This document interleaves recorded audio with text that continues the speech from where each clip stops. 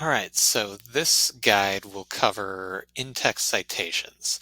What students often ask is, in APA style, what information do I need to include for an in-text citation?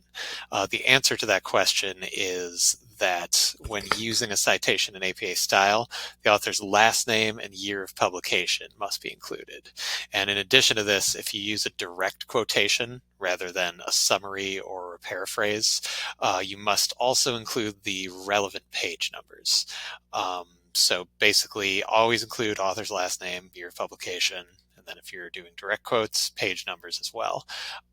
And we're going to look at a few examples here of different ways to include this information. So this first example, I'll read it. It says, Albrecht, and then in parentheses 2014, found no evidence of hierarchical structures within currently existing hunter-gatherer tribes. So what this example demonstrates is that you can begin the sentence by introducing the author's name and the date would be in parentheses.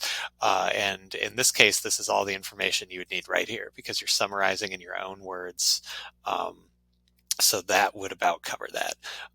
Then we'll look at this next example, which is very similar, but it's a direct quotation. It starts with according to Albrecht 2014, and then it goes on to say the quotation. And then after the quotation ends, we would not use a period there. We would, in parentheses after the quotation mark, put the relevant page number that we took the citation from, that we took the direct quotation from, and then we would put a period after that. So that is an example of what you need to include in a direct citation.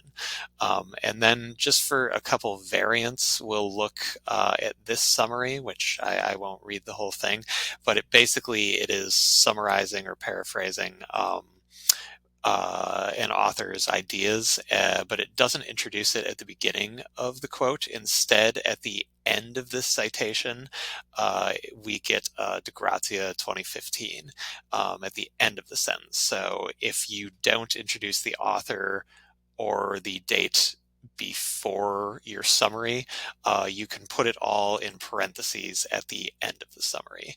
And then lastly, the final example, it's very similar to the previous example, except it's a direct quotation. Begins, this argument is backed by data suggesting, and then it goes into the quotation itself. And then at the end of the quotation, in parentheses, we have all the information. De Grazia, the author, 2015, the year of publication, and the two relevant page numbers. So yeah, that's just a little overview on what all information you need to include in an in-text citation, as well as various ways to include it. And keep in mind that this is by no means a comprehensive list of the different ways you can introduce a citation.